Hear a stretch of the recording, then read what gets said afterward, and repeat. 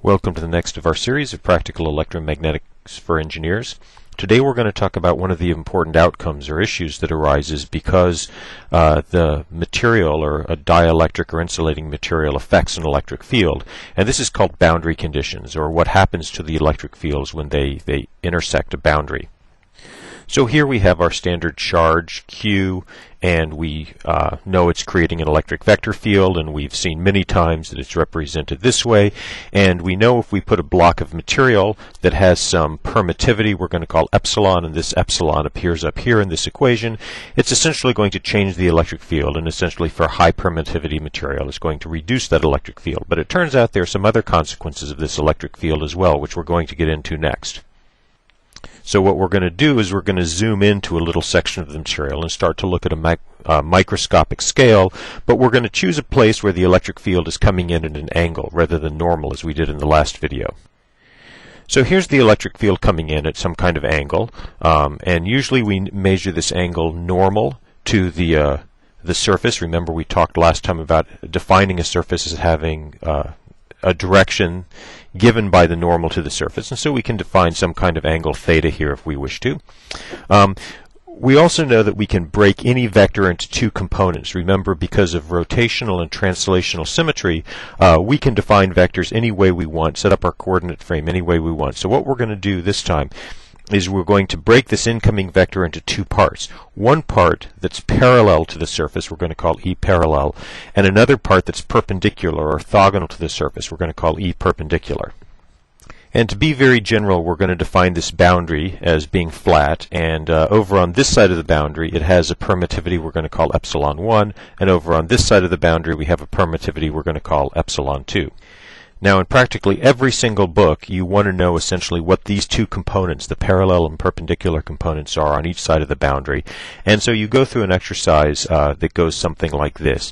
You basically draw a very long, flat box where you say the length of this box this way in the perpendicular direction is so much greater than the length this way in the parallel direction that you can effectively ignore this part. It's tiny and it doesn't contribute. And once you've sort of made that assumption, you recall our equation for an electric field going in a closed loop. So here's our closed loop integral, and we know that the electric field dotted with the little vector that goes along this loop, so dl is basically going to be this way, and we're going to march all the way around the loop until we get back to the beginning. That's what this circle on the integral means. It means it's a closed integral. We know that this is equal to 0. And that's just, remember, an expression of conservation of energy. We can't have an electric field that if a charge goes around a loop, it basically has more potential than it had when it started, because that would violate conservation of energy. And then essentially the argument goes like this. Well, we know because the electric fields are pretty much not going to change on this small scale, that the electric field over on the epsilon 1 side of the boundary is equal to the electric field on the epsilon 2 side of the boundary. And essentially we write this as E parallel on side 1 is equal to E parallel on side 2, and let's put some vector signs above that just so we're consistent mathematically. And this is one of our boundary conditions, that the electric fields on both sides of the boundary are equal to one another. And maybe I can go ahead and make this 2 look a little bit better here. There we go. That looks more like a 2, doesn't it? Well, what about the electric field component that's perpendicular to the boundary, this component right here? We know that if we have an electric flux vector, D, right, so let's draw our D here, that D is not affected by materials. We talked about that last time. And so what we would expect is that the electric field vector perpendicular to the boundary on side 1, and let's draw a vector above that, is equal to the displacement vector, electric flux vector, perpendicular to the component on side 2. And since we know that D is equal to epsilon E, we can go ahead and write it that way. Epsilon 1 E perpendicular on side 1 is equal to epsilon 2 E perpendicular on side 2.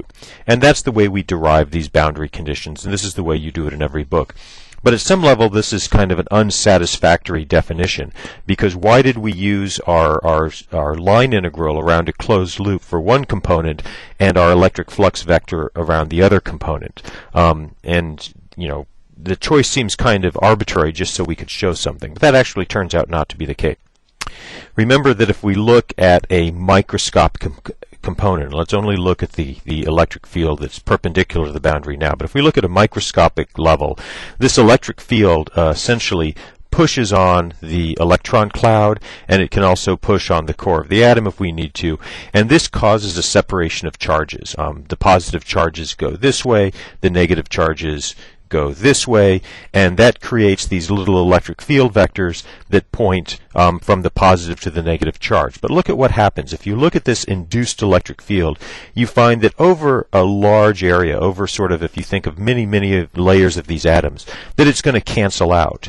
And in fact, it makes sense that the electric field vector is the same on both sides because of this cancellation. Because there's essentially symmetry on either side of the boundary. And this is the reason that the electric field is the same on both sides of the boundary. The fact that for every arrow pointing up, you have an equal arrow pointing down, and these cancel each other out when you integrate along a long line.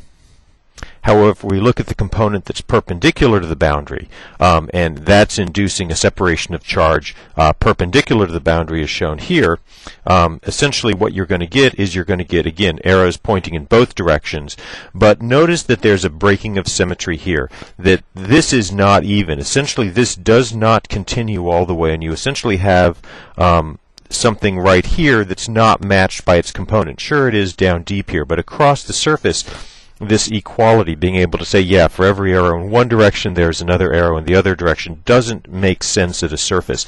And that's essentially why we have to use the electric flux vector, the displacement vector, for the perpendicular component, and we write our boundary condition this way. Note that we're not being completely correct here, because essentially if you have a surface charge, we actually induce a charge on the surface, and in most cases you don't. We usually don't consider this, but if you do, then this is not exactly the right expression. Essentially what you have to say is d perpendicular 1 minus d perpendicular 2, because these things are pointing in opposite directions, is equal to the surface charge. And this is the technically correct one, but we're going to ignore this surface charge and call it 0 for most of what we do, so we can use that expression over there. So where are we at? Let's take a little quick review. Essentially, our two boundary conditions are that the parallel component of the electric field, let's pop those parallel components on there. The parallel components on either side are equal to each other across this boundary from material with permittivity epsilon 1 to permittivity epsilon 2.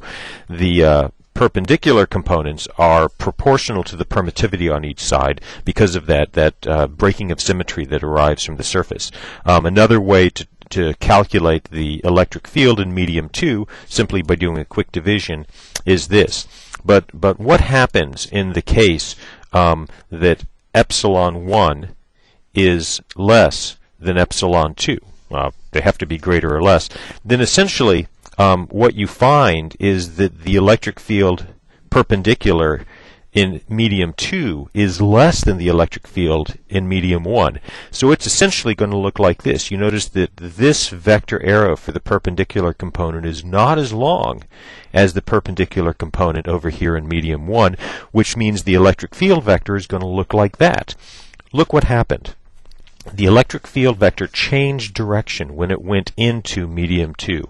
And this is one of the results of the boundary conditions, that electric fields can change directions when they go from one medium into another, because the perpendicular component is essentially proportional to the difference in permittivities. Now this has a lot of consequences we'll get into later on when we start to learn about propagation of energy in terms of waves, everything from coupling radio waves out of antennas to how optical fibers work to send data all over the world through the internet.